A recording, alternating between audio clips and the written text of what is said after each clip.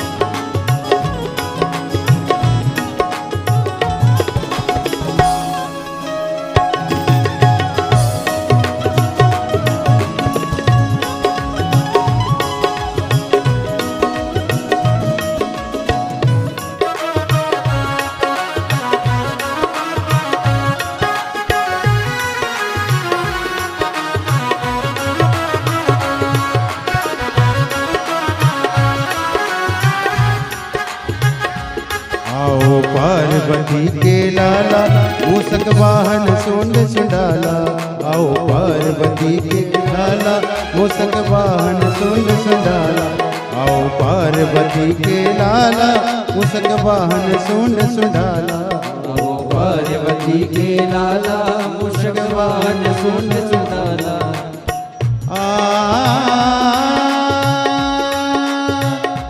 मूषक वाहन सूंड सुंडाला। आज हम तुम्हें मनाते गजानन, कर दो बेड़ा। आज हम तुम्हें मनाते गजानन, कर दो बेड़ा। आज हम तुम्हें मनाते गजानन, कर दो बेड़ा। आज हम तुम्हें मनाते गजानन, कर दो बेड़ा।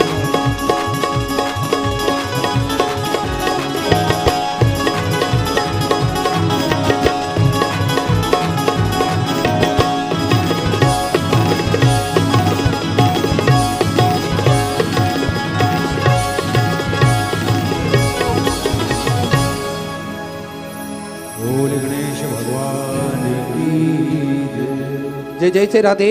सभी भक्तों को हर हर महादेव, सदा जय श्री कृष्णा, श्री शिवाय नमस्तुभ्यम। 7 दिवसीय सुंदर श्री शिव महापुराण की अलौकिक दिव्य कथा हम सभी पूज्य गुरुदेव के सानिध्य में श्रवण करेंगे। नीची थी ये हम सभी का सौभाग्य है, बाबा की कृपा से हम सभी को आस्था चैनल के माध्यम से, यूट्यूब फेसबुक के माध्यम से और बठिंडा पंजाब की पावन धारा से सुंदर अलौकिक दिव्य कथा श्रवण करने का सुअवसर प्राप्त हुआ। और निश्चित ही बधाई के पात्र हैं श्री बाके बिहारी सेवा समिति बठिंडा पंजाब से। कथा के मुख्य जजमान श्री अमरजीत जी मेहता, पंजाब क्रिकेट एसोसिएशन के अध्यक्ष एवं समाज सेवी बठिंडा पंजाब से, जो कि कथा के मुख्य जजमान का पदभार ग्रहण कर न केवल अपने जीवन को कृतार्थ करा, अपितु समूचे जन समुदाय को यह सुंदर कथा श्रवण कराकर निश्चित ही पुण्य का कार्य आपने करा है। एक बार जजमान परिवार के लिए जोरदार ताली बजाकर स्वागत करें। और बाबा भोलेनाथ की कृपा जब तक जीव पर ना हो तब तक इस पृथ्वी पर, इस दुनिया में, संसार में कोई भी कार्य संभव नहीं हो सकता। हम सभी देवाधिदेव महादेव के चरणों के दास हैं, उनकी कृपा दृष्टि के साए में ही अपना जीवन यापन करना चाहते हैं। हम सभी भगवान के मंदिर जाएं, देवालय जाएं, भगवान से अपने मन की बात कहें, अपने हृदय की बात कह सकें। इसलिए बड़ा ही सुंदर और सरल तरीका हमें पूज्य गुरुदेव ने बताया है। एक लोटा जल, सारी समस्याओं का हल।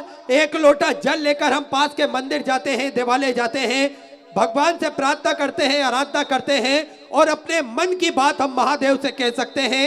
देखिए, पंजाब की इस पावन धरा पर कथा होने जा रही है। हम सभी देख रहे हैं यहाँ ठंड भी अपने मिजाज पर है, पर भक्त जो उनके हृदय में जो भाव है वे भी अपने मिजाज पर है। लाखों की संख्या में ये जन समुदाय हम सभी चारों तरफ देख सकते हैं। ये कहीं ना कहीं भगवान महादेव की ही कृपा है आप सभी जीव पर, जो ना तो मौसम देखते हैं, ना ठंड देखते हैं, ना बारिश देखते हैं, ना आंधी देखते हैं, ना तूफान देखते हैं। परिस्थितियां कुछ भी हो, पर महादेव के भक्त जो रहते हैं, जो अड़िग रहते हैं अपनी भक्ति के लिए, अपनी सेवा के लिए और अपने भगवान महादेव की कथा श्रवण करने के लिए। देखिए, शिव महापुराण की कथा का प्रभाव क्या होता है ये हम सभी जानते हैं और हम विगत कई वर्षों से आस्था चैनल के माध्यम से भी कथा श्रवण कर रहे हैं, यूट्यूब फेसबुक के माध्यम से भी कथा श्रवण कर रहे हैं और पूज्य गुरुदेव अलग अलग राज्यों में, अलग अलग शहरों में जाकर ये कथा का वाचन करते हैं, जिससे सनातन धर्म में एकजुट हो सके और सभी वर्गों को अपने मूल ग्रंथ धर्म के बारे में पता चल सके। ये पूज्य गुरुदेव निरंतर इस कार्य में रत रहते हैं। आज हम सभी देख रहे हैं, कहीं ना कहीं शिव महापुराण की कथा का ही प्रभाव है। आज मौसम भले ही विपरीत हो, पर महादेव की कृपा हमारे पक्ष में है। हम देख रहे हैं, विगत कई दिनों से यहाँ धूप नहीं निकली थी, आज महादेव की कथा प्रारंभ होनी थी और मौसम ने भी अपना मिजाज थोड़ा सा नर्म करा है और महादेव की कृपा से हम और आप मिलकर इस कथा को श्रवण कर रहे हैं। देखिए, दिक्कत परेशानियां सभी के जीवन में आती है। ये जीवन जो हमारा निकलना है संघर्षों के बीच में ही निकलता है।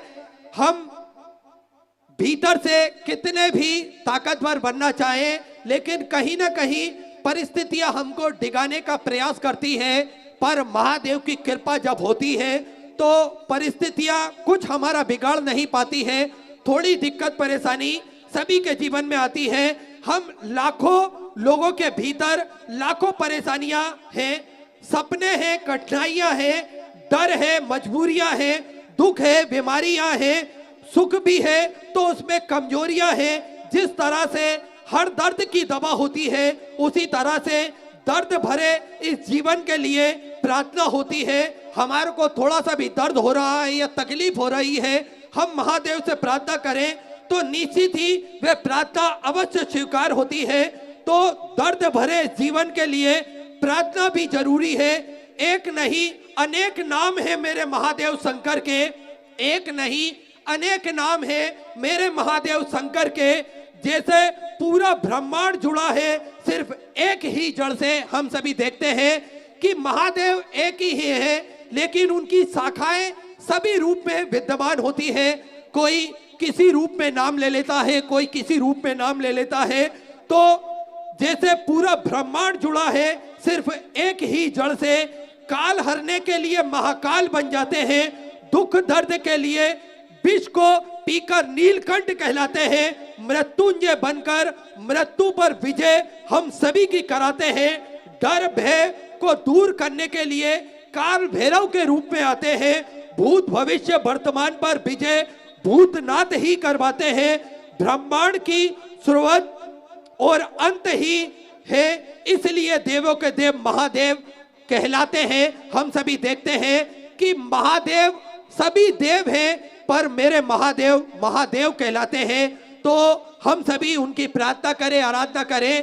कहीं ना कहीं बाबा भोलेनाथ की कृपा से हम सभी को प्रतिदिन नित्य नई नूतन कथाएं पूज्य गुरुदेव के सानिध्य में श्रवण करने को मिलती है।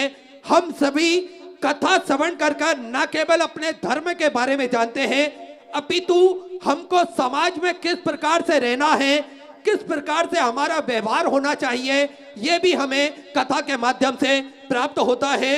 और निरंतर नित्य नई नूतन कथाओं के माध्यम से हम सभी देखते हैं कि हम कुछ ना कुछ अपने जीवन में अच्छा कर सके, कुछ ना कुछ नया कर सके। इसके लिए एक आत्मबल भी हमें पूज्य गुरुदेव कथाओं के माध्यम से हमारे अंदर भरते हैं। और हम सभी देख रहे हैं कोरोना काल महामारी के बाद में ये बदलाव हम सभी के जीवन में हुआ है। कहीं ना कहीं सभी की सहायता के लिए हम एकजुट हो जाते हैं। कहीं ना कहीं किसी भी प्रकार की दिक्कत परेशानी जीवों को होती है तो हम उसके लिए तत्परता प्रदान करते हैं, क्योंकि हमें कथा के माध्यम से देना भी हमें सिखाया है। पूज्य गुरुदेव ने कथा के माध्यम से दान क्या होता है इसका महत्व भी हमें बतलाया है, और दान की शुरुआत कहाँ से होती है ये हम सभी को सीखना चाहिए। ये प्रकृति है जो हमें देना जानती है, हम सभी को कुछ ना कुछ प्रदान करती है। प्रकृति हम सभी को देती है। एक वृक्ष जो कि अपना जीवन कई वर्षों तक व्यतीत करता है, वृक्ष से हम सीख सकते हैं किस प्रकार से ये अपनी सारी चीजें हमें देता है और मुंह से उफ तक नहीं कहता। किसी ने एक वृक्ष से पूछा कि आप इतने बड़े दानी हो, दानवीर हो, अपनी सारी चीजें आप लोगों के हित के लिए दान कर देते हैं, दान में दे देते हैं, बदले में आप किसी से उपेक्षा या अपेक्षा रखते हैं। तो वृक्ष ने बड़ा ही सुंदर जवाब दिया कि एक दानी वृक्ष अपने सबल जीवन को किस प्रकार से व्यतीत करता है। जब उसका दिया हुआ पुष्प महादेव पर चढ़ाया जाता है तो वो वृक्ष खुश हो जाता है। जब उस वृक्ष के जीवन में फल आते हैं, वो फल को हम महादेव को समर्पित करें तो वो वृक्ष खुश हो जाता है। जब एक दानी वृक्ष जीवन को सफल करने के लिए किस प्रकार से अपना जीवन व्यतीत करता है, एक जब उसका दिया हुआ फल महादेव को भोग लगाया जाए तो वो खुश होता है। जब उसका दिया हुआ पत्र महादेव के मंदिर पर सजाया जाए तो वो खुश होता है। जब एक दानी वृक्ष का जीवन सफल हो जाता है, जब उसका दिया हुआ कोयला, जब वृक्ष सूखता है और उसका कोयला बनता है, उससे महादेव की धूप अगरबत्ती में काम लिया जाता है, तो एक वृक्ष खुश हो जाता है, वो अपने जीवन को सफल मानता है। जब उसका जीवन पूर्ण रूप से महादेव को समर्पित हो जाए तो ये वृक्ष अपने जीवन को सफल मानता है। तो दान हम वृक्ष से सीख सकते हैं किस प्रकार से ये दान देकर अपने जीवन को सफल बनाता है। ठीक हमें भी वृक्ष से कुछ ना कुछ सीखना चाहिए। हम भी किसी प्रकार से दान पुण्य धर्म कर कर अपने जीवन को सफल बनाएं और अपने जीवन को सुंदर बनाने का प्रयास करें। आप सभी को ज्ञात है सिद्धपुर नगरी सीहोर की पावन धरा पर विशाल कुबेरेश्वर धाम की स्थापना होने जा रही है। ये एक ऐसा धाम बनने जा रहा है जो 12 ज्योतिर्लिंग के मध्य में केंद्र में स्थापित होगा। बाबा की कृपा से अभी वहां पर भोलेनाथ की मूर्ति की स्थापना नहीं हुई है, पर उनकी कृपा और करुणा सभी जीव पर विद्यमान होती है। जो भी भक्त अपने मन की मुराद लेकर कुबेर भंडारी के चरणों तक पहुंचता है, उन भक्तों की सभी मनोकामना मेरा कुबेर भंडारी, मेरा राजा धीराज महाकाल राजा कुछ ही दिनों में, कुछ ही महीनों में पूर्ण कर देता है। ऐसी सुंदर बाबा भोलेनाथ की कृपा है जो उस धरा पर विद्यमान होती है। आज भक्तों का तांता लगा रहता है, भक्त अपने मन की मुराद लेकर पहुंचते हैं और मात्र 3 महीने में, कुछ ही दिनों में उन सभी भक्तों की मनोकामना पूर्ण होती है। ऐसी मेरे कुबेर भंडारी की धरा है जो भक्त अपने मन की मुराद लेकर वहां पर पहुंचता है। मेरे राजा धीराज महाकाल राजा की कृपा से उन सभी भक्तों की मनोकामना पूर्ण होती है। तो सुंदर ऐसा दरबार मेरे महादेव का जो रोज सजता है और लाखों की संख्या में भक्त वहां पर पहुंचकर अपने जीवन को कृतार्थ में करते हैं, आनंद में करते हैं।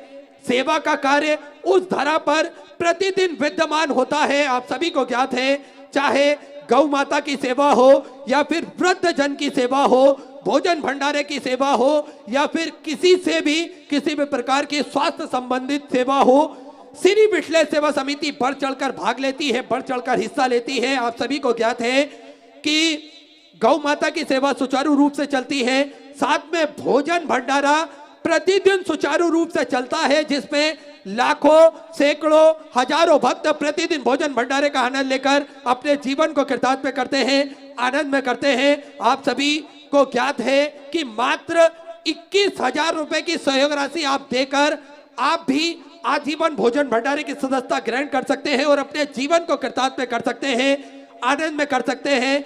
21,000 रुपए की जो सहयोग राशि आप देते हैं वे मात्र एक बार आपको समर्पित करनी है। साल में प्रतिदिन प्रतिवर्ष साल में एक दिन आपके नाम से भोजन भंडारा होगा और यही क्रम प्रतिदिन सुचारू रूप से चलता है, जिसमें लाखों सैकड़ों हजारों भक्त प्रतिदिन भोजन भंडारे का आनंद लेकर अपने जीवन को कृतार्थ करते हैं, आनंद में करते हैं। ऐसी सुंदर व्यवस्थाएं चलती है। साथ में आप सभी को ज्ञात है वृद्धाश्रम का निर्माण कार्य चालू हुए। साथ में आप सभी को ज्ञात है 251 कमरों की एक विशालतम धर्मशाला बनने जा रही है, जिसका निर्माण कार्य चल रहा है सुचारू रूप से बड़ी ही तेजी से। तो आप उसमें भी अपनी स्वराशि समर्पित कर सकते हैं, ताकि भक्त वहां पर रुककर भगवान का भजन कीर्तन कर कर अपने जीवन को कृतार्थ में कर सके, आनंद में कर सके। साथ में आप सभी को ज्ञात है कि प्राथमिक उपचार केंद्र भी वहां पर सुचारू रूप से चलाया जाता है, जिसमें सभी भक्तों को निःशुल्क रूप से दवाई गोली वितरण की जाती है और 2 एम्बुलेंस की व्यवस्था निःशुल्क रूप से वहां पर करी गई है श्री विठले सेवा समिति द्वारा, जिससे भक्त बड़े ही आराम से वहां पर आनंद ले सके और अपने जीवन को कृतार्थ में कर सके, आनंद में कर सके। तो जो भी भक्त अपनी स्वराशि मंदिर, गौशाला, वृद्धाश्रम, अन्य क्षेत्र बाबा कुमरेश्वर धाम हेतु समर्पित करना चाहते हैं, वे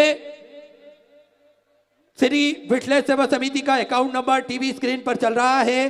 2 अकाउंट नंबर चल रहे हैं, एक्सिस बैंक का और सेंट्रल बैंक ऑफ इंडिया का।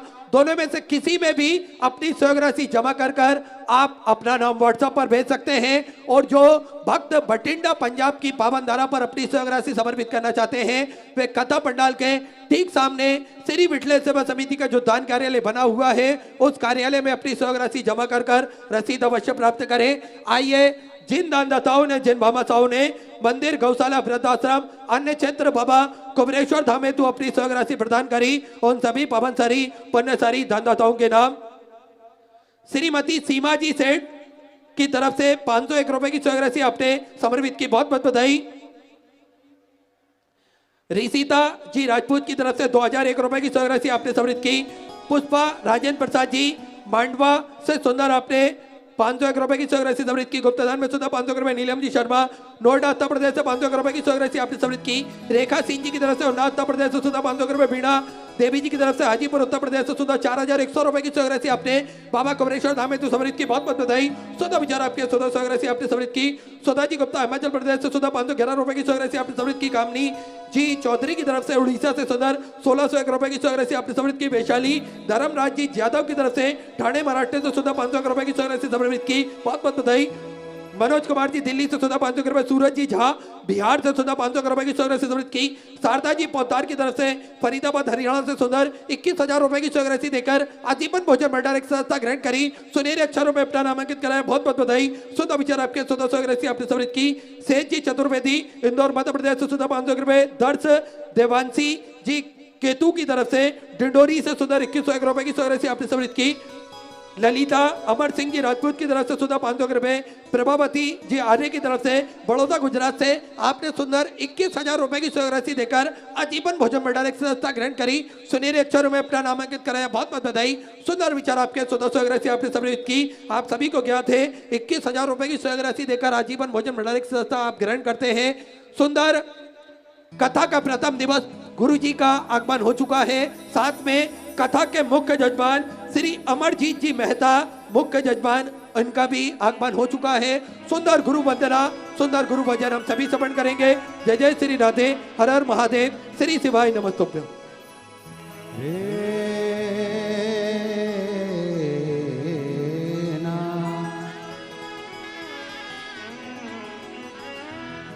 गुरुर्ब्रह्मा गुरुर्विष्णु गुरुर्देवो महेश्वरा गुरुर्साक्षात् परब्रह्म तस्मै श्री गुरुवे नमः।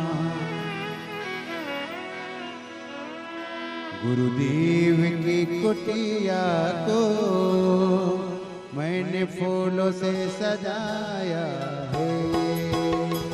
गुरुदेव की कुटिया को मैंने फूलों से सजाया है। तुम घर आओ गुरुदेव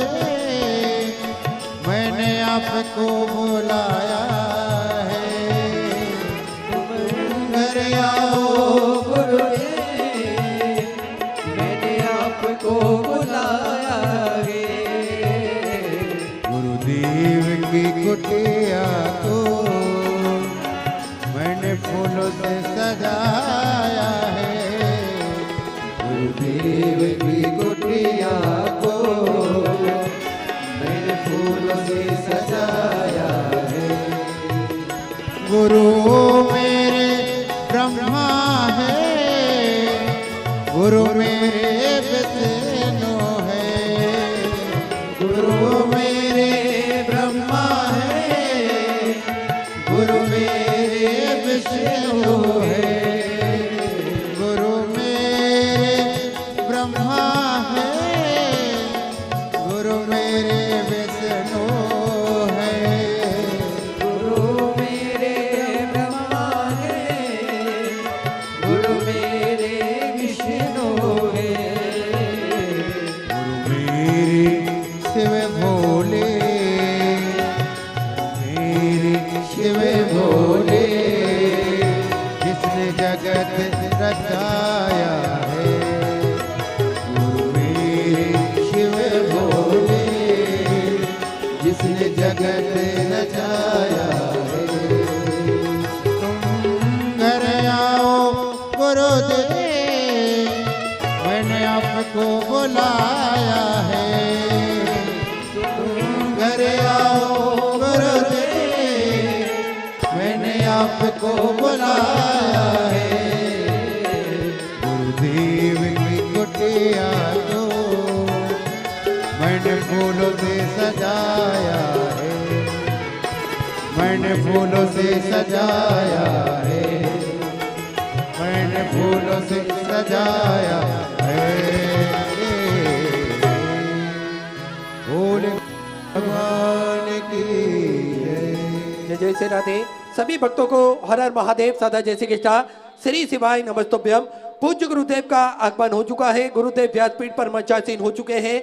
आप सबकी तरफ से व्यासपीठ को नमन करते हुए हम सबके प्रिय, हम सबके लाडले ठाकुर कल्लू जी महाराज के चरणों में नमन करते हुए परम सत्य परम आदरणीय विश्वविख्यात पूज्य गुरुदेव के पावन चरणों को नमन करते हुए और आप सभी शिव भक्तों के चरणों में नमन करते हुए सुंदर कथा के प्रथम दिवस में हम सभी प्रवेश करेंगे और निश्चित ही बधाई के पात्र हैं कथा के मुख्य जजमान श्री बाके बिहारी सेवा समिति बठिंडा पंजाब से, श्री अमरजीत जी मेहता पंजाब क्रिकेट एसोसिएशन एवं समाज सेवी बठिंडा पंजाब से, ये जिन्होंने ये सुंदर कथा का आयोजन रखकर सभी भक्तों को कृतार्थ में करा, आनंद में करा। एक बार जोरदार ताली बजाकर स्वागत करें। सुंदर आप सभी को ज्ञात है शुद्धपुर नगरी सीहोर की पावन धारा पर विशाल कुबेरेश्वर धाम की जो स्थापना होने जा रही है उसका निर्माण कार्य चल रहा है। हम और आप मिलकर इस पावन पुनीत मंदिर का निर्माण कार्य करवा सकें। हम बाबा से यही प्रार्थना करें कि भगवान हमें भी देने वालों की गिनती में रखना, जिससे हम भी कुछ भी सत्कर्म कर सके, दान पुण्य धर्म कर सके और मंदिर दिवाले में हम भी सहयोग प्रदान कर सकें। ऐसी कामना रखते हुए हम सभी कथा के आज प्रथम दिवस में प्रवेश करेंगे। उससे पहले जिन दानदाताओं ने, जिन बाबा साहब ने मंदिर, गौशाला, वृद्धाश्रम, अन्य क्षेत्र बाबा कुबेरेश्वर धाम हेतु अपनी सहयोग राशि प्रदान करी, उन सभी पवनसारी पुण्यसारी दानदाताओं के नाम श्री रवि कुमार जी तिवारी नर्मदापुरम मध्य प्रदेश से सुधर 501 रुपए की सहयोग राशि आपने समृद्ध की। मंजू लता जी तिवारी एटा उत्तर प्रदेश से 1101 रुपए। अंजू जी बालिया की तरफ से कांगड़ा हिमाचल प्रदेश से आपने सुंदर 51,000 रुपए की सहयोग राशि बाबा भोलेनाथ का जो मंदिर बनने जा रहा है उसमें समर्पित की। बहुत बहुत बधाई। सुंदर विचार आपके, सुंदर सहयोग राशि आपने समर्पित की। प्रदीप अशोक जी गुप्ता ठाणे महाराष्ट्र से 1101 रुपए की सहयोग राशि आपने समर्पित की। बहुत बहुत बधाई। सुधा चंद्र मोहन जी पारासर इंदौर मध्य प्रदेश से 500 रुपए की सहयोग राशि आपने समर्पित की। ताराबाई जी शुक्ला की तरफ से सुंदर 2101 रुपए की सहयोग राशि आपने समर्पित की। ऋषभ जी लावड़ी की तरफ से 1101 रुपए की सहयोग राशि आपने समर्पित की। सुमन सिंह जी दिल्ली से सुधा 500 रुपए। सुषमा जी पाल की तरफ से दिल्ली से सुधा 551 रुपए। विजय कुमार भगवान दास जी भाटिया की तरफ से जलगांव महाराष्ट्र से सुधा 1111 रुपए की सहयोग राशि आपने समर्पित की। शकुंतला जी मिश्रा इंदौर मध्य प्रदेश से 500 रुपए। अरुण जी जाट की तरफ से फरीदाबाद हरियाणा सुधा 500 रुपए। राधा विनोद जी बिश्नोई हनुमानगढ़ से सुधा 1101 रुपए की सहयोग राशि समर्पित की। गुलाब सिंह जी दिल्ली से सुधा 500 रुपए। मुकेश जी पारिक चूरू राजस्थान से सुधा 1101 रुपए की सहयोग राशि आपने समर्पित की। कुसुम काली जी जयसवाल की तरफ से कानपुर उत्तर प्रदेश से सुंदर 21,000 रुपए की स्वराशि देकर आजीवन भोजन भंडार की संस्था ग्रहण करी सुनहरे अक्षरों में अपना नामांकित कराया। बहुत बहुत बधाई। सुधा विचार आपके 1400 आपने समृद्ध की। गौरव जी दहल की तरफ से रोहतक हरियाणा सुधा 1101 रुपए की स्वराशि आपने समृद्ध की। अजय कुमार जी पटना बिहार से सुधा 500 रुपए। रीता जी जयसवाल की तरफ से प्रयागराज उत्तर प्रदेश से 1100 रुपए की स्वराशि आपने समृद्ध की। संतोष जी जयसवाल देवरिया उत्तर प्रदेश से सुंदर 1001 रुपए की स्वराशि आपने समृद्ध की। राजकुमार जी चतुर्वेदी बस्ती बिहार से सुंदर आपने 500 रुपए की स्वराशि समृद्ध की। बहुत बहुत बधाई। गुप्तदान में सुधा 500 रुपए। विवेक पंकज आरूज जी जैन की तरफ से धौलपुर राजस्थान से सुधा 1100 रुपए। दुर्गा प्रसाद जी दिल्ली से सुधा 500 रुपए। हरीश जी की तरफ से हरिद्वार उत्तराखंड से सुधा 500 रुपए। कार्तिक जी शर्मा की तरफ से कोटा राजस्थान से सुधा 1001 रुपए की स्वराशि आपने समृद्ध की। निर्मला देवी जी बहादुरगढ़ से सुधा 3201 रुपए की स्वराशि आपने समृद्ध की। अरविंद कुमार जी यादव की तरफ से मंडला मध्य प्रदेश से सुधा 1001 रुपए। गुप्तदान में सुधा 500 रुपए। रिंकू जी मिश्रा फतेहपुर से सुधा 500 रुपए की स्वराशि समृद्ध की। बीरमती श्याम सुंदर जी बंसल की तरफ से दिल्ली से सुंदर 50,001 रुपए की स्वराशि आपने जो सुंदर भव्य भोजनशाला बनने जा रही है उसमें सहयोग राशि आपने समृद्ध की। बहुत बहुत बधाई। सुधा विचार आपके 1400 राशि आपने समृद्ध की। आरती जी वर्मा इंदौर मध्य प्रदेश से सुधा 500 रुपए। पीरूलाल जी पाटीदार की तरफ से बड़ौदा गुजरात से सुधा 1100 रुपए। जय चंद्रभूषण जी की तरफ से सुधा आपने 2500 रुपए की स्वराशि समृद्ध की। नेहा नीलेश जी भावसर की तरफ से नासिक महाराष्ट्र से सुधा 500 रुपए। सुनीता सिंह जी की तरफ से रांची झारखंड से सुधा 500 रुपए। अर्चना कुमारी जी झा की तरफ से बिहार से सुधा 1100 रुपए। इंदू जी गोयल मेरठ उत्तर प्रदेश से सुधा 1100 रुपए की स्वराशि आपने समर्पित की। हर्ष जी शर्मा की तरफ से सुधा 1100 रुपए। राकेश जी मामूलकर की तरफ से छिंदवाड़ा मध्य प्रदेश से सुधा 500 रुपए। ओम राज जी शंकर राव जी की तरफ से नागपुर महाराष्ट्र से सुधा 551 रुपए। दिनेश जी चौहान की तरफ से मथुरा उत्तर प्रदेश से सुधा 500 करोड़ रुपए की स्वराशि आपने समृद्ध की। स्वर्गीय विजय कुमार जी सैनी की तरफ से अम्बाला पंजाब से सुधा 500 रुपए। रागनी जी पटक की तरफ से बड़ौदा गुजरात से सुंदर आपने 500 रुपए की स्वराशि समृद्ध की। बहुत बहुत बधाई। नरेंद्र जी कपूर की तरफ से दिल्ली से सुधा 21 रुपए। दीपक जी गुप्ता बंधुआ उत्तर प्रदेश से सुधा 500 रुपए। रविंद्र जी वर्मा की तरफ से दिल्ली से सुधा 500 रुपए। राजकुमार जी गुप्ता दिल्ली से सुधा 500 रुपए। सुनीता जी कौशिक की तरफ से भिवानी हरियाणा सुधा 500 रुपए। इंद्राणी जी गुप्ता की तरफ से पटना बिहार से सुधा 500 रुपए। सारिका शंकर जी की तरफ से तेलंगाना से सुधा 1111 रुपए की स्वराशि आपने समृद्ध की। दिव्या जी कतवार की तरफ से मुंबई से सुधा 1001 रुपए। नरेश जी कतवार की तरफ से मुंबई से सुधा 1001 रुपए। कल्पना द्विवेदी जी की तरफ से कानपुर उत्तर प्रदेश से 600 रुपए। रीता जी शर्मा की तरफ से मोहाली पंजाब से सुधर आपने 1100 रुपए की स्वराशि समृद्ध की। रंजनी जी शर्मा पंजाब से सुधर आपने 500 रुपए की स्वराशि समर्पित की। मनोज जी पांडे मुंबई से सुधर 1001 रुपए की स्वराशि समर्पित की। बहुत बहुत बधाई। प्रभुनाथ जी मौर्य की तरफ से गोरखपुर उत्तर प्रदेश से 500 रुपए। अजय बाबूलाल बाबू सिंह जी की तरफ से तराना मध्य प्रदेश से 551 रुपए। मेघा जी गुप्ता वेस्ट बंगाल से सुधा 500 रुपए। भाषणा देवी जी की तरफ से वेस्ट बंगाल से सुधा 500 रुपए। रोहित कुमार जी की तरफ से दिल्ली से सुधा 1100 रुपए। नीतू रानी जी की तरफ से दिल्ली से सुधा 2600 रुपए की स्वराशि समृद्ध की। अरविंद जी उपाध्याय की तरफ से ठाणे महाराष्ट्र से 500 रुपए। मोहिंदर सिंह जी रायपुर छत्तीसगढ़ से सुधा 500 रुपए। सुजान सिंह जी की तरफ से दिल्ली से सुधा 1001 रुपए की स्वराशि समृद्ध की। आबा साहेब जी चौधरी की तरफ से नासिक महाराष्ट्र से 500 रुपए। शीला जी की तरफ से दिल्ली से सुधा 500 रुपए। शिवांगी दरसील की तरफ से बेंगलोर से सुधा आपने 1001 रुपए की स्वराशि समृद्ध की। अमोल जी जोशी की तरफ से सुधा 500 करोड़ रुपए। सत्यप्रकाश जी शर्मा की तरफ से गुरुग्राम हरियाणा सुंदर आपने 1100 रुपए की स्वराशि समृद्ध की। हरसीत जी कच्छप की तरफ से लखनऊ उत्तर प्रदेश से 1100 करोड़ रुपए। सुशीला जी चावड़ा की तरफ से जयपुर राजस्थान से सुधा 5001 रुपए की स्वराशि आपने बाबा कमरेश्वर धाम में समृद्ध की। बहुत बहुत बधाई। सुधा विचार आपके 1400 राशि आपने समृद्ध की। अंजू जी दीक्षित की तरफ से लखनऊ उत्तर प्रदेश से 500 रुपए। सीताराम जी की तरफ से दिल्ली से सुधा 500 रुपए। बंसीलाल जी जांगड़ की तरफ से नागौर राजस्थान से सुधा 11,000 रुपए की स्वराशि आपने बाबा कुमरेश्वर धाम में समृद्ध की। बहुत बहुत बधाई। सुधा विचार आपके 1400 राशि आपने समृद्ध की। राजवंश जी यादव की तरफ से हो रही उत्तर प्रदेश से 500 रुपए। नेतिका उर्विंद्र सिंह जी की तरफ से सुधा 500 रुपए। कन्नू नंदा जी हिसार हरियाणा सुधा 500 रुपए। शकुंतला जी शर्मा की तरफ से मथुरा उत्तर प्रदेश से सुधा 5001 रुपए की स्वराशि आपने बाबा कमरेश्वर धाम में समृद्ध की। बहुत बहुत बधाई। सुधा विचार आपके 1400 राशि आपने समृद्ध की। रेखा जी मौर्य की तरफ से जौनपुर उत्तर प्रदेश से 500 रुपए। वंदना दीपक जी महले की तरफ से बैतूल मध्य प्रदेश से सुधा 500 रुपए। अनीता नरेंद्र सिंह जी की तरफ से उदयपुर राजस्थान से 500 रुपए। मधुकांता जी गोस्वामी की तरफ से इंदौर मध्य प्रदेश से सुधा 5101 रुपए की स्वराशि आपने बाबा कमरेश्वर धाम में समृद्ध की। बहुत बहुत बधाई। सुधा विचार आपके 1400 राशि आपने समृद्ध की। हेमराज जी बेनीवाल की तरफ से रामगंज मंडी से सुधर 500 करोड़ रुपए की स्वराशि आपने समृद्ध की। अनुराधा सिंह जी की तरफ से बुलंदशहर उत्तर प्रदेश से 500 रुपए। अल्पना जी शर्मा बरेली उत्तर प्रदेश से 500 रुपए। नीलम जी मिश्रा गोंडा महाराष्ट्र से सुधा 500 रुपए की स्वराशि आपने समृद्ध की। अतुल कुमार जी यादव जौनपुर उत्तर प्रदेश से सुधा 500 रुपए। अंजू जी सक्सेना बेंगलोर से सुधा 1100 रुपए की स्वराशि समृद्ध की। अरविंद जी उपाध्याय की तरफ से ठाणे महाराष्ट्र से सुधा 500 रुपए। माधव जी पाबड़े की तरफ से नांदेड़ महाराष्ट्र से सुधा 500 रुपए। महावीर प्रसाद जी रामदेव जी ओझा की तरफ से जोधपुर राजस्थान से सुधा 500 रुपए की स्वराशि आपने समृद्ध की। दिनेश कुमार जी भट्टाकर की तरफ से लखनऊ उत्तर प्रदेश से सुंदर 3,51,000 रुपए की स्वराशि आपने बाबा कुमरेश्वर धाम हेतु जो सुंदर धर्मशाला बनने जा रही है कमरे के निर्माण हेतु अपने 3,51,000 रुपए की स्वराशि समृद्ध की। बहुत बहुत बधाई। सुधा विचार आपके 1400 स्वराशि आपने समृद्ध की। श्री राजेन जी मंगाई की तरफ से लुधियाना पंजाब से सुधा 21 रुपए की सौरभ से अपनी समृद्धि की राधा कृष्ण जी चौरसिया बिहार से सुधा 551 रुपए सत्य प्रकाश जी कुमार की तरफ से रांची झारखंड से सुधा 500 रुपए दीपाली जी रघुवंशी की तरफ से सुहागपुर मध्य प्रदेश से सुधा 500 रुपए विनोद राम प्रसाद जी की तरफ से कन्नड़ से सुधा 500 रुपए की सौरभ की दशरथ सिंह जी की तरफ से जयपुर राजस्थान से सुधा 500 रुपए भागचंद जी सुखवाड़ी की तरफ से बिलासपुर छत्तीसगढ़ से सुधा 500 रुपए स्वर्गीय बंसीलाल जी पंजाबनी की तरफ से बिलासपुर छत्तीसगढ़ से सुधा 500 रुपए प्रदीप जी सक्सेना भोपाल मध्य प्रदेश से सुधा 21 रुपए सपना सविता जी की तरफ से कानपुर उत्तर प्रदेश से 500 रुपए उर्मिला जी की तरफ से रांची झारखंड से सुधा 500 रुपए शशांक बस्ती शुक्लागंज से सुधा 500 रुपए की सौरभ से अपनी समृद्धि की जमललाल जी खत्री की तरफ से लखनऊ उत्तर प्रदेश से 1100 रुपए गुप्तधन में जलगांव महाराष्ट्र तो सुधा आपने 1500 रुपए की सौरभ से समृद्धि की जितेंद्र कुमार जी द्विवेदी फतेहपुर से सुधा 5100 रुपए की सौरभ से अपने बाबा कमरेश्वर दामे तो समृद्धि की बहुत बहुत बधाई सुधा विचार आपके सुधा सौरभ से अपने समृद्धि की गुप्तधन में सुधा 500 रुपए राजेंद्र बाबू राव जी की तरफ से लातूर महाराष्ट्र तो सुधा 500 रुपए राधा कुंडार जी डिठोर की तरफ से सुधा 500 रुपए की सौरभ से अपनी समृद्धि की स्वर्गीय तिलक राजी टंडन की तरफ से दिल्ली से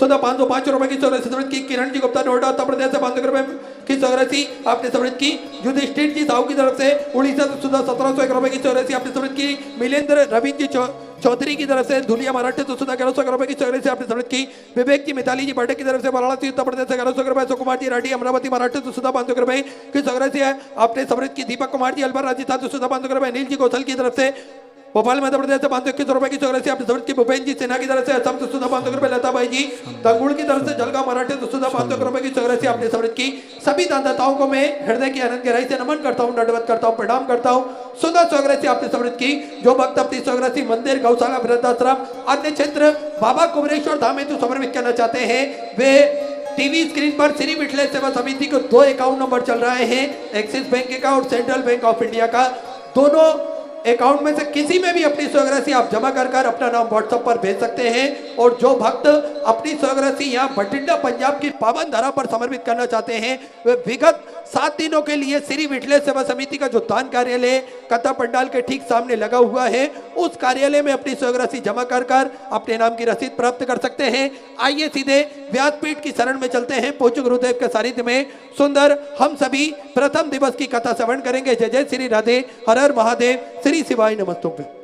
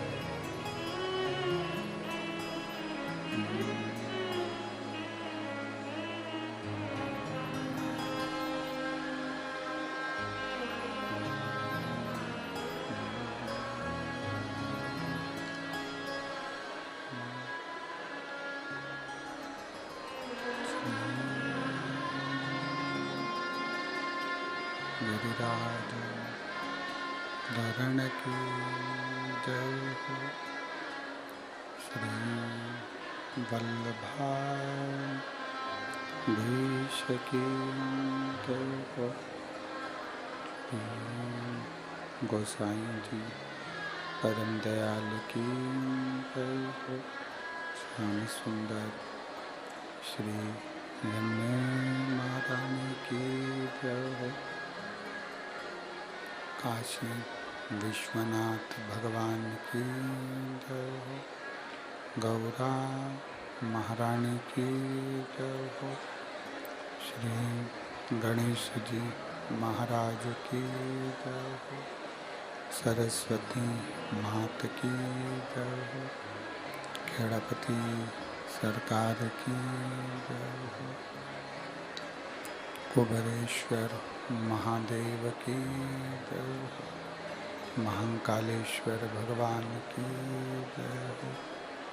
ओंकारेश्वर भगवान की जय हो। संत सद्गुरुदेव गौ माता की जय हो।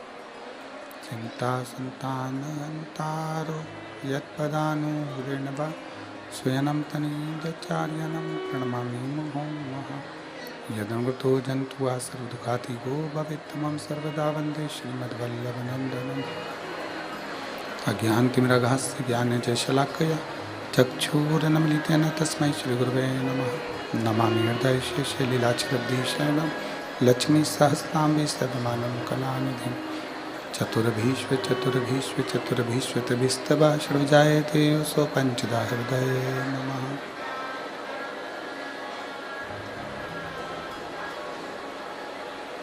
बोल विश्वनाथ भगवान की जय।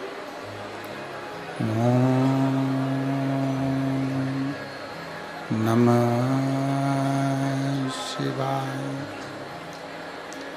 ओम नमः शिवाय।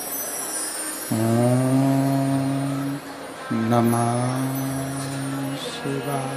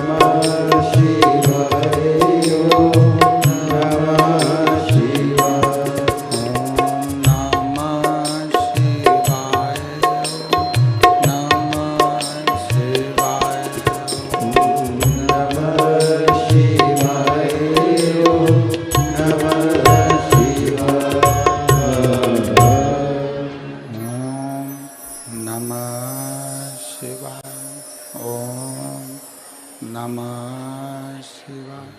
ओम नमः शिवाय। विश्वनाथ भगवान की जय। महाकालेश्वर भगवान की जय। ओमकारेश्वर भगवान की जय। कुबेरेश्वर महादेव की जय। हर हर महादेव, हर हर महादेव, हर हर महादेव हर। काशी विश्वनाथ, ओगड़दानी, त्रिकालदर्शी, कैलाशी, अविनाशी भगवान शिव, जिनकी पुनीत पावन शिव महापुराण की कथा संपूर्ण विश्व के कल्याण हेतु बाबा देवाधिदेव महादेव की कृपा से आप और हमको श्रवण करने का सौभाग्य प्राप्त हुआ है। बड़े भाग्यशाली हैं भटिंडा पंजाब के रहने वासी। आवाज़ नहीं जा रही कहीं पर भी। बड़े भाग्यशाली हैं भटिंडा पंजाब के सभी रहनेवासी, जो इस पवित्र भूमि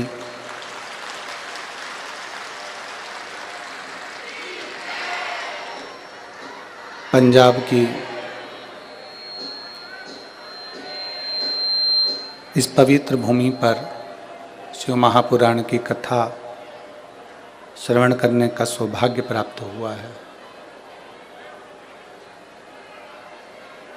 पंजाब की ये पवित्र भूमि परम पूज्य संत शिरोमणि श्री गुरु नानक देव जी की ये पवित्र भूमि को नमन करते हुए इस पवित्र शिव महापुराण की कथा 2024 की पहली शिव महापुराण की कथा ये भटिंडा पंजाब में प्रारंभ हो रही है। पीछे आवाज़ नहीं जा रही कहीं पर भी।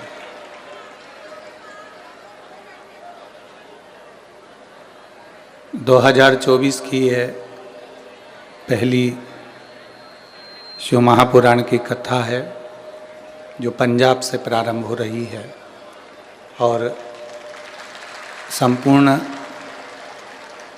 क्षेत्र का कल्याण करने वाली है। पीछे नहीं जा रही, आवाज़ आ रही है? उधर भी नहीं आ रही।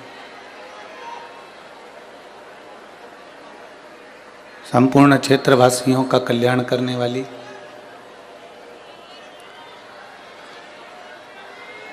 संपूर्ण विश्व का उद्धार करने वाली ये पवित्र देवाधिदेव महादेव की ये पवित्र शिव महापुराण की कथा बड़े भाग्यशाली हैं सभी श्रोता भाई बहन। अपने अपने घर जाकर एक बार नज़र उतरवा लेना, क्योंकि शुरुआत अच्छी है।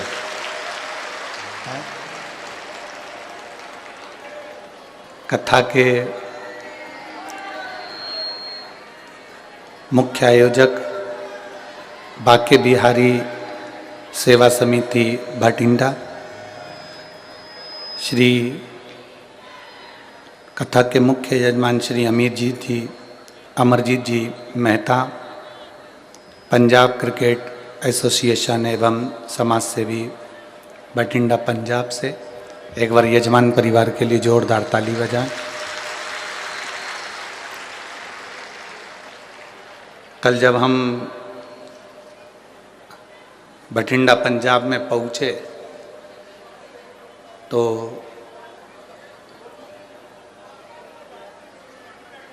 इतनी कथाएं करी हैं, सभी यजमानों से मिले हैं,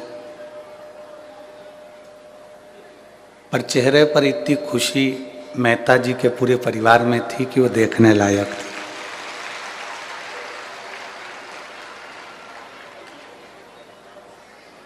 हमारे मन में आया कि वास्तव में शिव महापुराण में सही लिखा है, विद्येश्वर संहिता में लिखा है कि कथा करवाने वाले भी शिव हैं, कथा करने वाले भी शिव हैं और कथा सुनने वाले भी शिव हैं।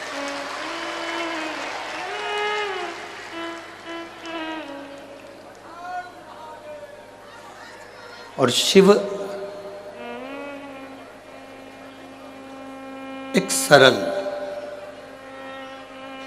शिव एक सहज,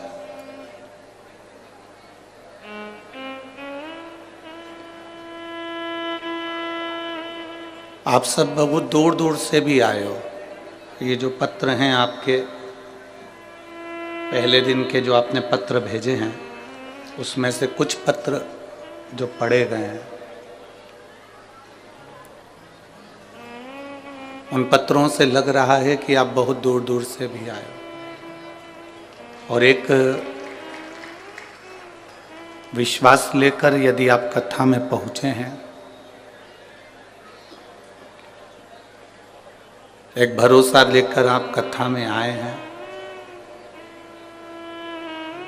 तो ये निश्चित है कि मेरा देव अधिदेव महादेव जब आप यहाँ से जाएंगे तो खाली नहीं भेजेगा, झोली भरकर ही भेजेगा, ये पक्का।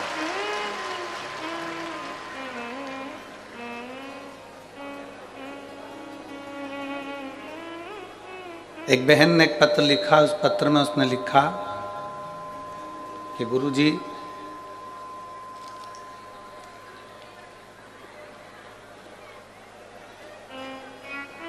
मेरा नाम भूमिका, मैं फरीदकोट की रहने वाली हूँ।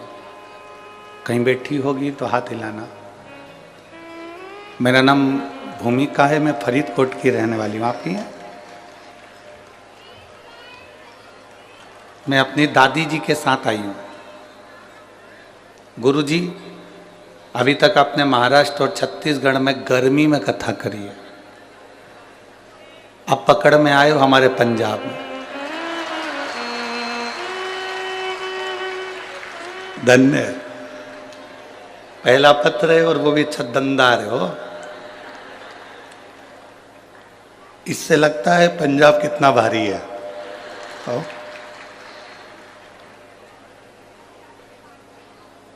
अब वहां एसी में बैठते थे, यहाँ आजू बाजू एक भी एसी चालू करो गुरुजी। पर मैं मेहता जी को धन्यवाद देती हूँ, हमारे पंजाब में कोई आस नहीं थी आपकी शिव महापुराण की, पर इन्होंने पूरी कर दी। बैठो बेटा। श्री शिवाय नमस्ते। शिव तत्व है ये।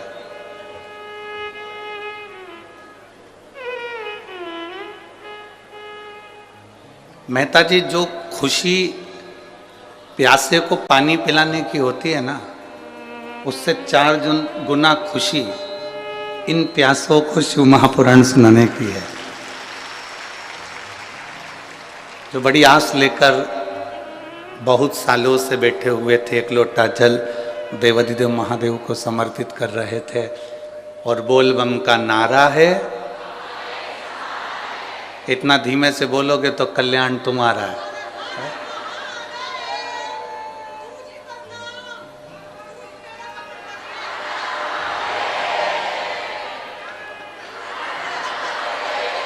पढ़ूंगा पढ़ूंगा पढ़ूंगा। बोल बम का नारा है, सारी समस्या का हल, शिव तत्व की प्राप्ति का यह मूल केंद्र बिंदु है शिव पुराण। अपने बेटों से, अपनी बेटी से, अपने घर में रहने वाले लोगों से अपने को एक रिश्ता बनाना पड़ता है। परिवार वालों से एक रिश्ता बनाना पड़ता है। ये हमारा बेटा है, ये हमारी बहू है, ये हमारी बेटी है, ये हमारे कुटुंब वाले हैं, ये हमारे परिवार वाले हैं। शिव महापुराण की कथा कहती है कि परिवार वालों से एक रिश्ता बनाना पड़ता है, पर परमात्मा से कोई रिश्ता बनाना नहीं पड़ता, वो रिश्ता अपने आप बन जाता है और निभता भी है।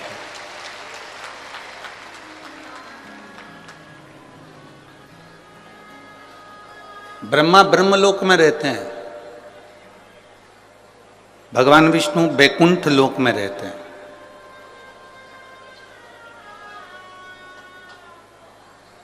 ब्रह्मा ब्रह्मलोक में है, भगवान विष्णु बैकुंठ लोक में है, और केवल एक देवाधिदेव महादेव जो ना ब्रह्मलोक में है, ना बैकुंठ लोक में है, ना इंद्र लोक में है, अपने भक्तों के दुख को दूर करने के लिए मृत्यु लोक में विराजमान है। इस पृथ्वी पर, इस भूमि पर, इस धरा पर है।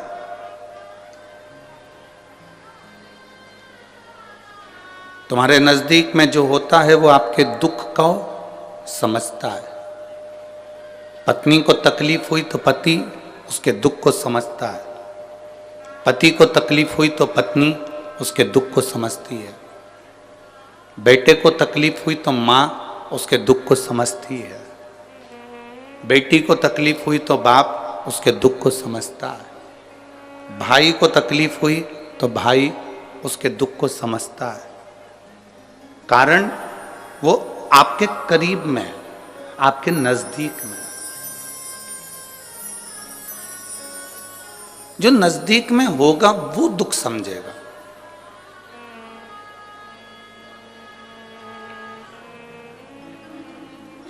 भगवान भोलेनाथ, भगवान शिव हमारे नजदीक में। अगर हमको इतना सा भी दुख आता है और हम एक लोटा जल लेकर महादेव के मंदिर में पहुंच जाते हैं, वो आपके जल की दशा को देखकर पहचान जाता है कि इसको दुख क्या है। कहना नहीं पड़ता। द्वारिकाधीश जी के सामने, भगवान द्वारिकानाथ के सामने सुदामा जी गए तो सुदामा जी ने नहीं कहा कि मैं भूखा रह रहा हूं, मेरा परिवार भूखा है, मेरे बच्चे भूखे हैं, मेरा कुटुंब, मेरा परिवार, मेरा घर के बच्चे मेरे भूखे हैं। ये सुदामा जी ने कृष्ण भगवान के सामने नहीं कहा। भगवान कृष्ण के आगे ये बात उन्होंने कही नहीं कि मेरे बच्चे भूखे हैं, मेरी पत्नी भूखी है, मेरा परिवार भूखा है, ये बात नहीं कही। केवल उन्होंने तंदूल की पोटली निकाली, चावल की पोटली निकाली और तंदूल की पोटली निकाल कर दे दी। और तंदूल की जो पोटली भगवान कृष्ण ने ली, उसमें से तंदूल जब निकाले और उन तंदूल को मेरे भगवान कृष्ण ने अपने मुख में लिया, उतनी देर में पहचान गए कि सुदामा का दुख कितना है, सुदामा के हृदय में तकलीफ कितनी है, सुदामा के हृदय में कष्ट कितना है।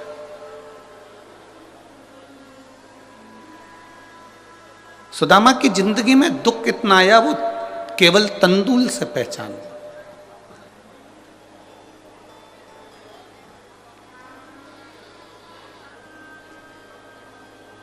आपको जाकर देवाधिदेव महादेव के सामने ये नहीं कहना है कि मेरा दुख कितना है।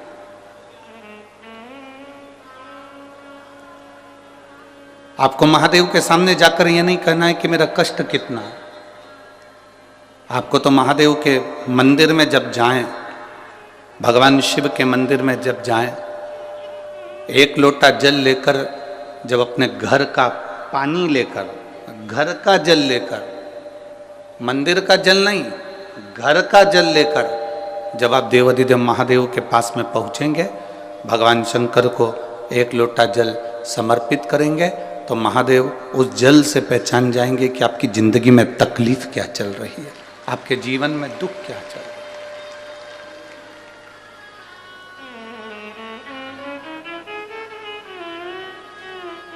पति को बार बार कहना पड़े कि मेरे सिर में दर्द हो रहा है, मेरे सिर में दर्द हो रहा है, मेरे सिर में दर्द हो रहा है, और पत्नी फिर दवाई दे या बाम की शीशी ला कर दे,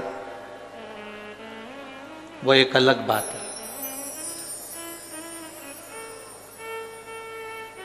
पति के सिर में दर्द हो,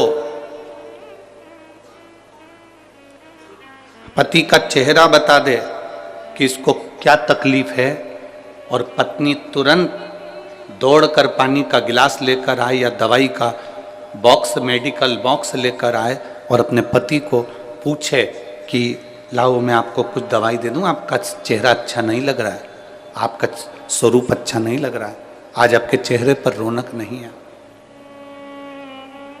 मुझे लगता है आज आपको कोई कष्ट है, आप कोई टेंशन में हो, डिप्रेशन में हो,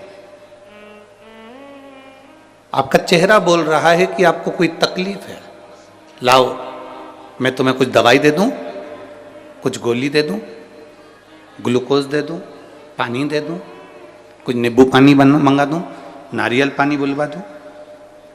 पति को कहना ना पड़े कि मेरे को ये तकलीफ है और पत्नी मेडिकल का बॉक्स लेकर आ जाए और आपका चेहरा देखकर पहचान जाए कि आप तकलीफ में हो, तो समझ लेना कि पति और पत्नी का संबंध बड़ा प्रबल संबंध है। वो जान गई कि चेहरे से कि मुझे तकलीफ क्या है। उसी तरह महादेव के मंदिर में आप जब एक लोटा जल लेकर शिव के मंदिर में बस केवल उसकी दरवाजे पर पहुंचो और मंदिर में जब आप एक लोटा जल चढ़ाओ, आपके हाथ के जल चढ़ते से महादेव पहचान जाए कि इसको तकलीफ क्या है, तो समझ लेना तुम्हारी भक्ति प्रबल हो गई, तुम्हारा विश्वास दृढ़ हो गया, तुम्हारा भरोसा पक्का हो गया।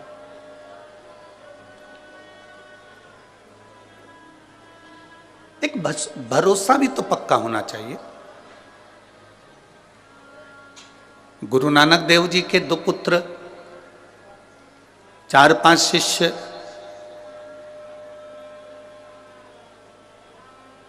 ऐसा नहीं कि गुरु नानक देव जी के लिए सब ठीक नहीं थे, सब श्रेष्ठ थे। गुरु नानक देव जी ने तो हर पंक्ति में यह बात कही है कि सब में रब को देखो, साईया सब में समाया।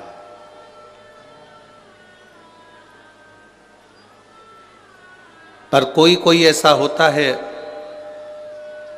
जो अपने गुरु के लिए, अपने परमात्मा के लिए, अपनों के लिए अपने प्राण तक निछावर करना जानता है। कोई कोई होता है, सब नहीं।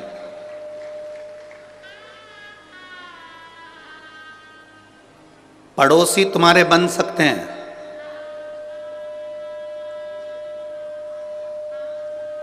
कॉलोनी में रहने वाले तुम्हारे बन सकते हैं, दूर रहने वाले तुम्हारे बन सकते हैं। दूसरों को अपना बनाना सरल है, पर अपनों को अपना बनाना दुनिया का सबसे कठिन काम है।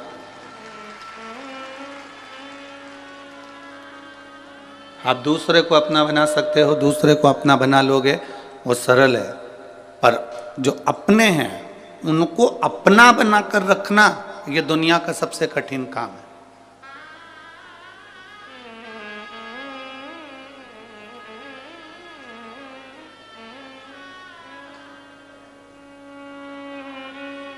भगवान नारायण की माता लक्ष्मी, आप में से कितने लोग हैं जो तिरुपति गए?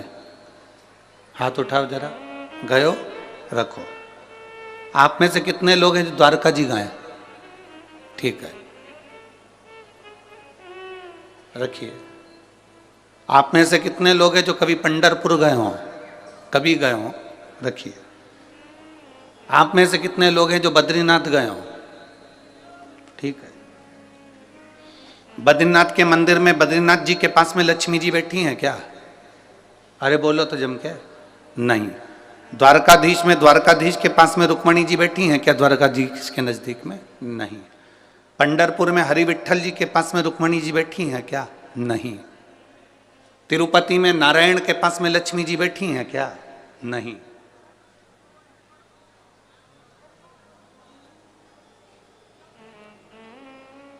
केवल एक देवाधिदेव महादेव ऐसे हैं जिनकी धर्म पत्नी उनके साथ नजदीक में सदा विराजमान है।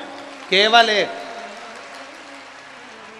ब्रह्मा जी के पास में ब्रह्माणी नहीं है, इंद्र के पास में इंद्राणी नहीं है, नारायण जी के पास में लक्ष्मी भी दूर हैं, द्वारकाधीश से रुक्मणी जी भी दूर हैं, बद्रीनारायण में बद्रीनाथ जी से लक्ष्मी जी दूर हैं, पर केवल एक देवाधिदेव महादेव हैं जिनके पास में पार्वती जी साथ में बैठी हैं।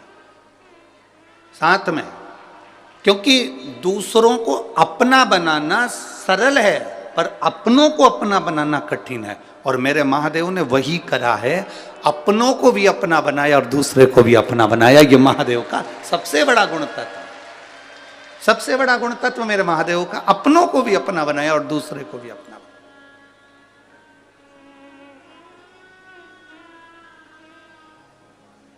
एक बार गुरु नानक देव जी जा रहे थे, उनके सारे शिष्य उनके साथ, उनके पुत्र उनके साथ में थे। एक बहुत गंदा सा एक तालाब देखा गुरु नानक देव जी ने और सोचा कि आज अपने शिष्यों की, अपने पुत्रों की थोड़ी सी परीक्षा ली जाए।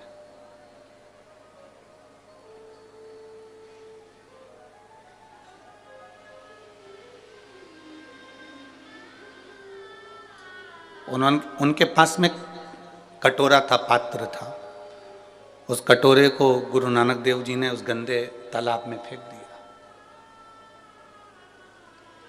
बैठ गए, सब आए,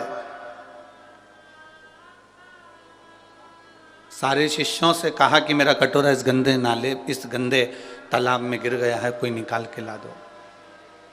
पुत्रों ने भी मना कर दिया, चले गए। शिष्य भी चले जा रहे हैं। केवल एक गुरु नानक देव जी का एक शिष्य लहना ऐसा था, उस लहना ने जब देखा और गुरु नानक देव जी ने कहा कि गुरुदेव आप बैठे हो? हाँ। क्यों? मेरा कटोरा इस गंदे तालाब में गिर गया। अभी कोई निकल कर नहीं गए क्या? सब गए। मेरे बेटे भी निकल कर गए, मेरे शिष्य भी निकल कर गए, पर कोई गंदे तालाब में कूदने को तैयार नहीं। लहना ने कहा गुरुदेव आपको कटोरा चाहिए? हाँ। लहना ने एक बार भी कुछ बात नहीं करी और लहना कूद गया उस गंदे तालाब में और कटोरा निकाल कर अपने गुरुजी को हाथ में ला कर दे दिया। गुरुदेव ये कटोरा। गुरु नानक देव जी ने कहा कि तूने ये नहीं पूछा कि कटोरा गिरा कैसे?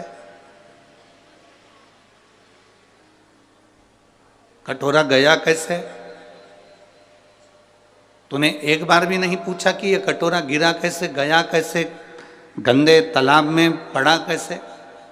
गुरुदेव आपने कह दिया ना कि कटोरा बस तालाब में गिर गया। अगर शिव का वचन, शिव महापुराण के शब्दों पर, गुरु के शब्दों पर यदि एक विश्वास पक्का है तो फिर उस विश्वास पर अगर तुम चल दिए तो ये निश्चित है कि एक ना एक दिन गुरु की और शिव की कृपा जब बन गई तो जिंदगी में अपनी हाल हो ही जाओ। फिर आपको निहाल होने में कोई दिक्कत नहीं है।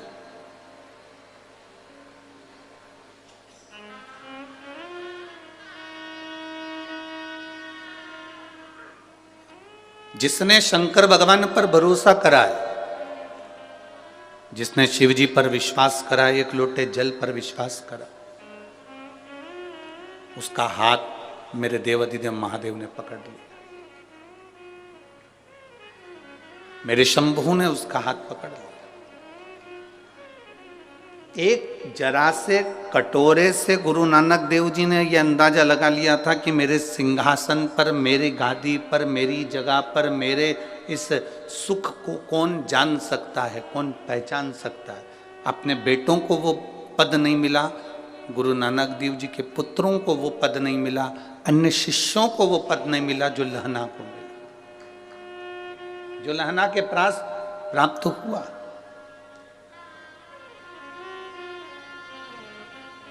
आपको शिव जी के मंदिर जाकर ये नहीं बार बार कहना कि मुझे दुख है। आप तो, आपका घर का जो पानी है ना, आपके घर का जो जल है, जब आप उस जल को लेकर जाते हो ना और शिव जी के मंदिर में पहुंचते हो तो वो जल बता देता है कि आपका दुख कितना है, आपकी तकलीफ कितनी है।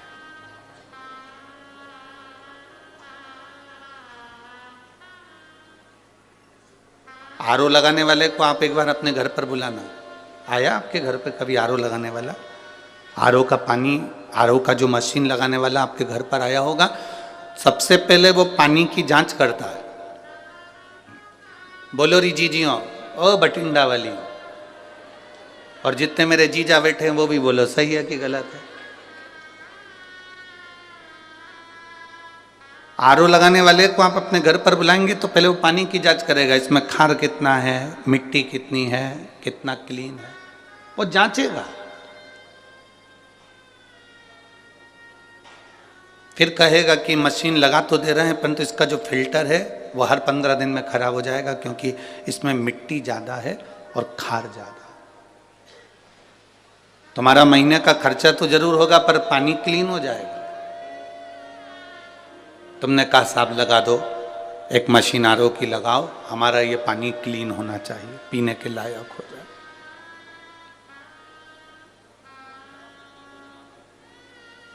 शिव जी के ऊपर जब एक लोटा जल चढ़ाने के लिए आप जाते हैं तो जैसे मशीन पानी को क्लीन करती चली जाती है, धीरे धीरे रोज जब हम देवाधिदेव महादेव पर एक लोटा जल समर्पित करते जाते हैं तो हमारी जिंदगी का दुख भी, कीचड़ भी भगवान भोलेनाथ क्लीन करते चले जाते हैं धीरे धीरे साफ।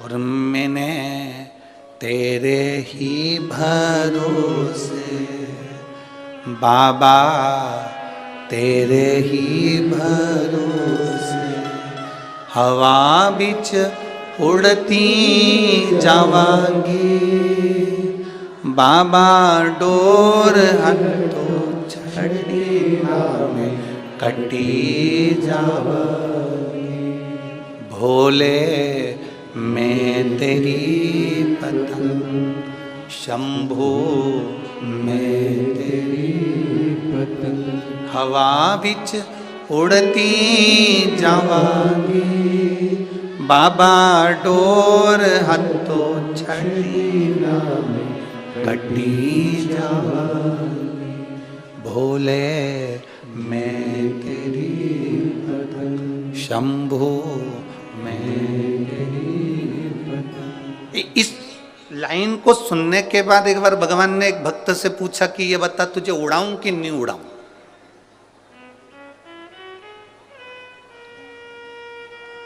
भक्त ने भगवान से पूछा मैं उड़ूंगा, कोई दिक्कत तो नहीं है।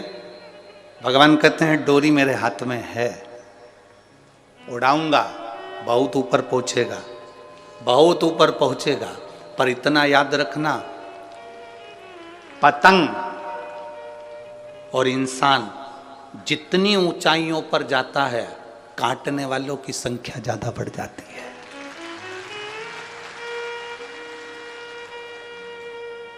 अगर तेरी तैयारी हो तो मैं तुझे उड़ा देता हूं।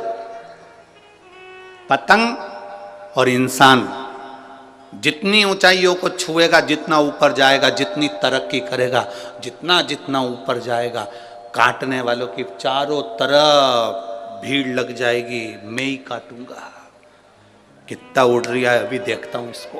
और पतंग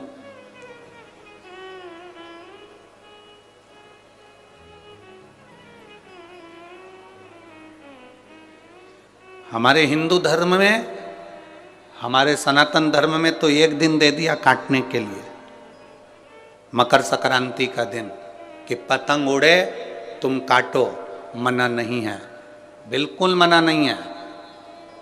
एक दिन दिया है मकर संक्रांति का कि पतंग उड़ रही है तुम काटो, मना नहीं है, पर रोज मत काटो। पर आज का व्यक्ति मकर संक्रांति पर कम पतंग काटता है और किसी का घर में कोई आगे बढ़ रहा है, किसी का कहीं संबंध हो रहा है, रिश्ता जुड़ रहा है, संबंध हो रहा है, लोग उसे काटने में लग जाते हैं कि कैसे भी काट कर समाप्त किया जाए।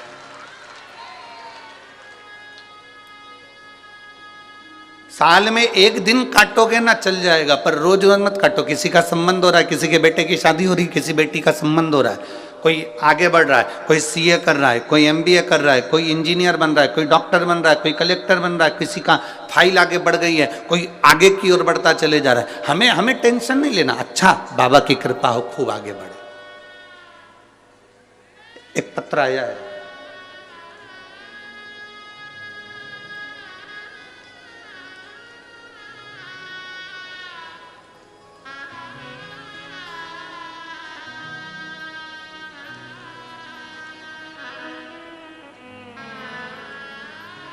मेरा नाम देवी सुमरानी है। मैं हनुमानगढ़ की रहने वाली हूँ।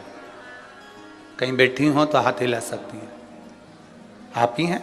दोनों हाथ हिला दो एक बार। श्री शिवाय नमस्तुभ्यम।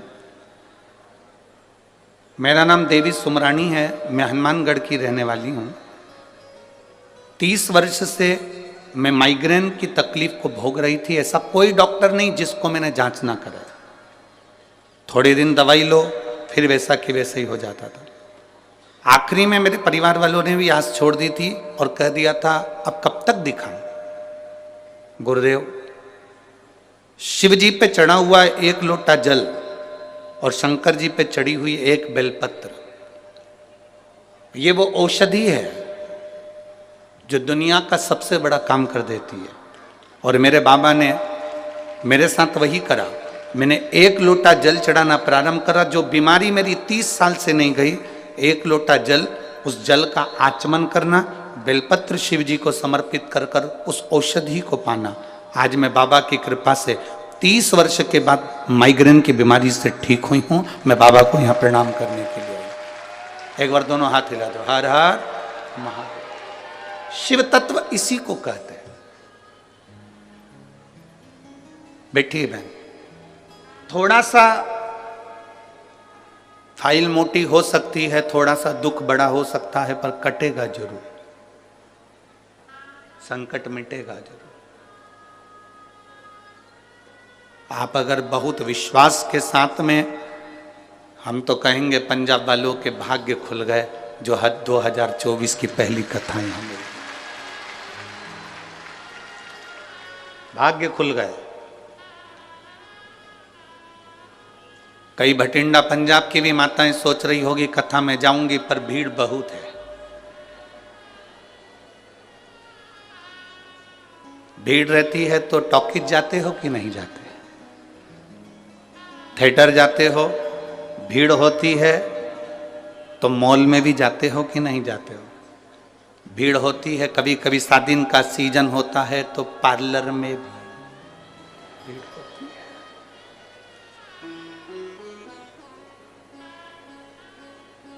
पार्लर वाली इतनी चतुर होती है, आधा बहुत पोत के तुम्हें साइड में कर देती, दूसरे को चालू कर देती है। और जो ज्यादा बोलती है तो पार्लर वाली इतनी चतुर होती है, 2 ककड़ी काट के आंख पे धर देती है, बैठी रहे। और ऊपर से कह देती है बोलना मत ही, नहीं तो मुंह में सल पड़ जाएगा। तो बिल्कुल जैसी की जैसी बैठी।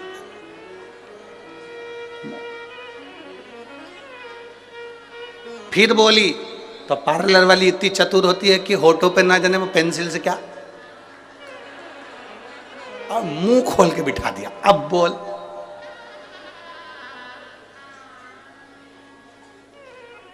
भीड़ कहां नहीं है?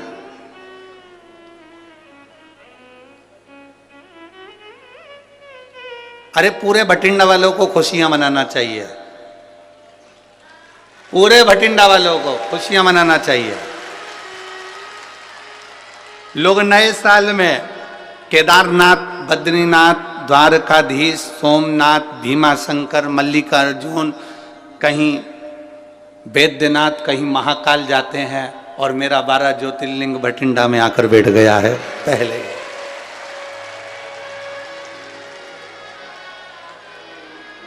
बोल बम का नारा है, बैठ गया। और यही शिव भक्ति है, यही एक आनंद है। थोड़ा समय लग सकता है। एक पत्र और आया, देखिए।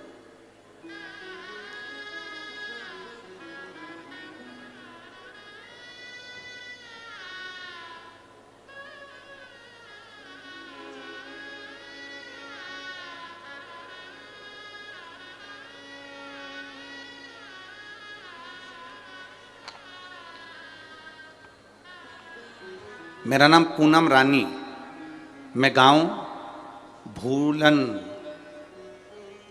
सही है, पंजाब की रहने वाली हूँ। गांव भूलन, पंजाब की रहने वाली। मेरा मोबाइल नंबर ही है। कहीं बैठी हैं? आप ही हैं? दोनों हाथ हिला दो। श्री शिवाय नमस्तुभ्यम। अब कमर काम कर रही है बढ़िया, नीचे बैठते बन रहा है, ठीक है।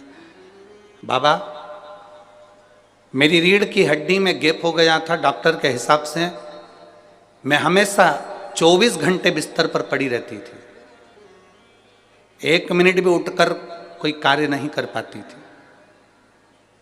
एक बार रिमोट मेरे हाथ में था टीवी का और चैनल चेंज करते करते शिव महापुराण की कथा सुनी। आपने 31 मूंग के दाने का एक बड़ा सुंदर भाव वर्णन किया था जो शिव के समर्पित करना था। एक बेलपत्री को खाना था, बस शिव जी के मंदिर में मेरे परिवार वालों से कहकर 1 लोटा जल पहुंचा देती। ऑपरेशन नहीं कराना चाहती थी क्योंकि डॉक्टर के हिसाब से सही हो पाती कि नहीं हो पाती, पक्का पता नहीं था कि मैं उठूंगी कि नहीं उठूंगी। बेलपत्र रोज खाती, रोज बाबा को जल चढ़ाती। आज मैं बाबा को धन्यवाद देने के लिए, प्रणाम करने के लिए आई हूँ कि अब मैं नीचे भी बैठ सकती हूँ और बैठकर कथा भी सुन सकती हूँ और चल भी सकती हूँ। ये शिव तत्व है, औघड़ी है शनि। बैठिए बहन, हर हर महादेव, बैठिए। शिव तत्व की प्राप्ति का मूल बैठिए।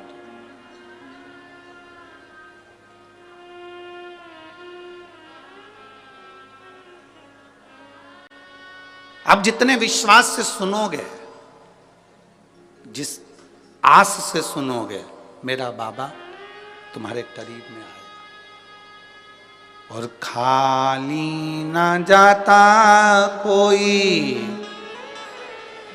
जिसको आता है वो अच्छे आवाज में हमारे तक आवाज पहुंचे बड़े भाव से।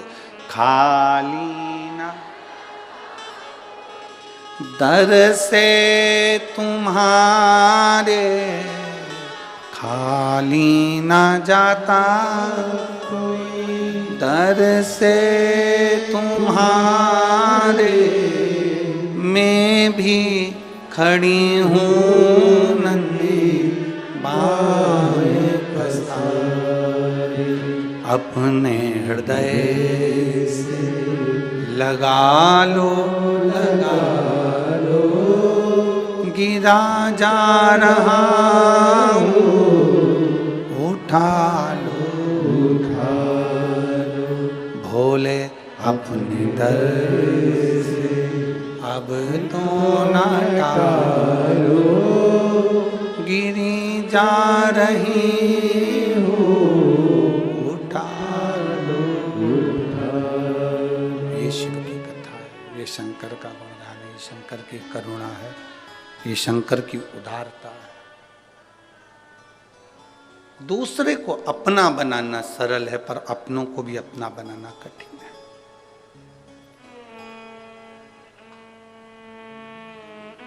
बहुत बढ़ोगे, ऊंचाइयों पर पतंग जाएगी तो काटने वालों की संख्या बढ़ेगी, पर हमें नहीं घबराना।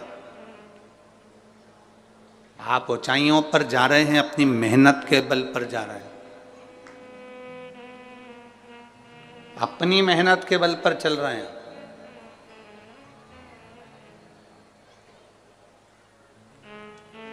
शिव महापुराण की कथा में ना तो कोई बेल दी जाती है, ना कोई भभूति दी जाती है, ना कोई नारियल दिया जाता है, ना तंत्र दिया जाता है, ना मंत्र, ना कोई विद्या।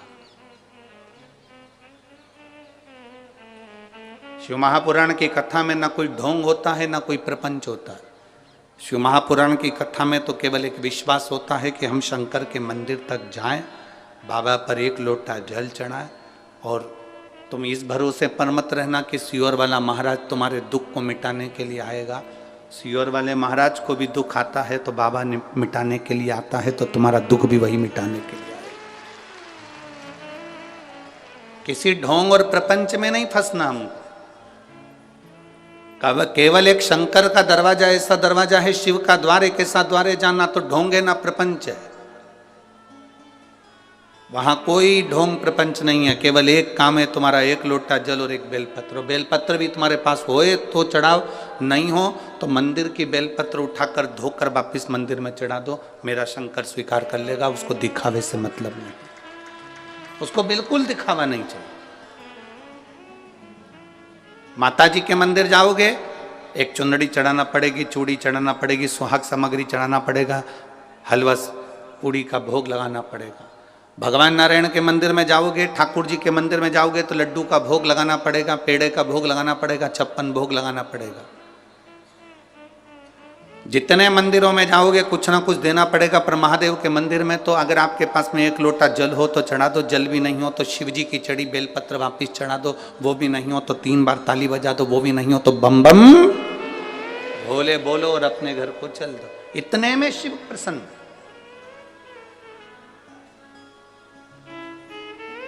इतने में शंकर करुणा कर जाता। शिव महापुराण का महत्तम कथा है, देवराज नाम का ब्राह्मण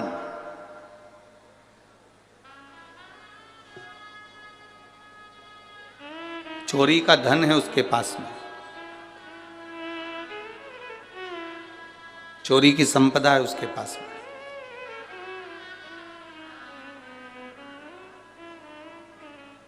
किसी ने एक प्रश्न पंढरपुर की कथा में कह रहा था, गुरुजी व्यक्ति चोरी क्यों करता है?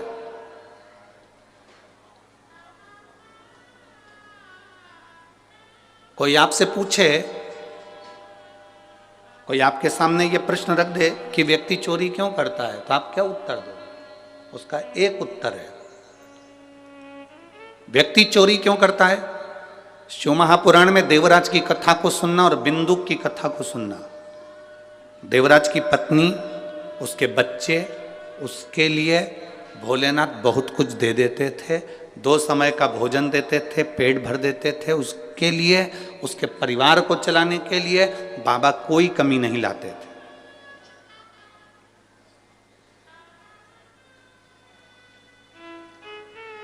तुम्हारी भले 10,000 रुपए महीने की नौकरी है,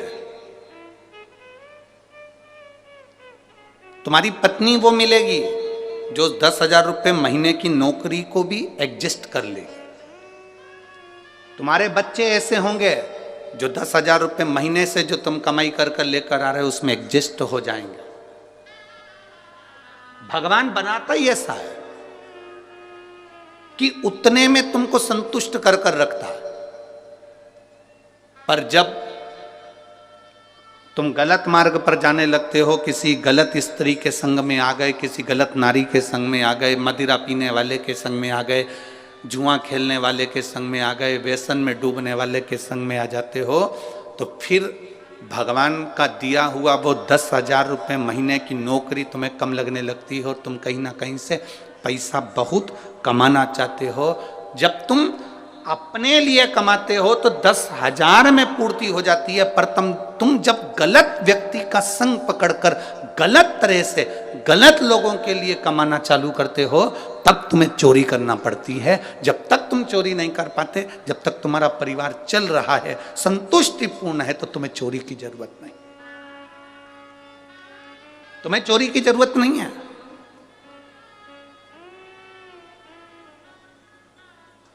देवराज बहुत अच्छा था, उसकी पत्नी अच्छी थी, उसके बच्चे अच्छे थे, पर देवराज एक वेश्या के संग में पड़ गया, एक गलत स्त्री का संग पड़ गया देवराज को। और वो गलत स्त्री का संग ऐसा पड़ गया कि उस स्त्री ने कह दिया कि मुझे जो रानी के गले में हार पड़ा हुआ है वो हार मुझे चाहिए।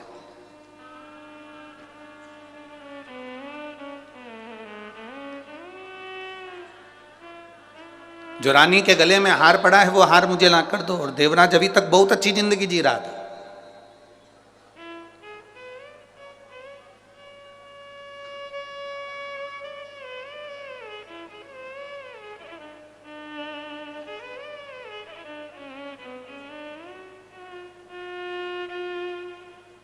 वैसे व्यक्ति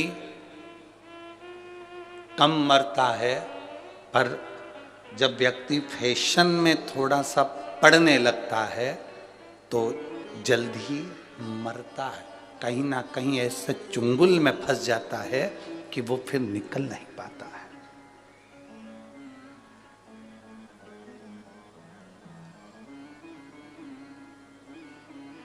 इतनी ठंड पड़ रही है भटिंडा में, हमारे उधर तो इतनी नहीं पड़े।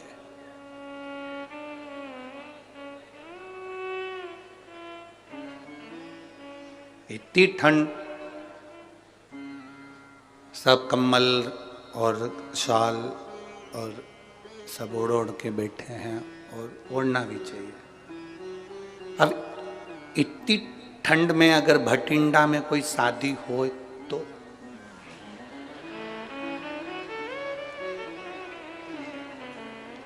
अब तेरा क्या होगा कालिया। इतनी ठंड में और शादी भटिंडा में, और जो तुमने 2500 रुपये खर्च भी करे, अब वो दिखना भी चाहिए। और ठंड के मैं ही पड़ू, और देवर के यहाँ शादी, देवर के लड़के की, और पूरे फिर भले धूत जाऊंगी, पूरी कांप जाऊंगी, पर फैशन में जरूर जाऊंगी। अब बेचारा पति बार बार कोट पैंट पहन के बाजू में आके कोनी मार के बोला, शॉल ला दूं?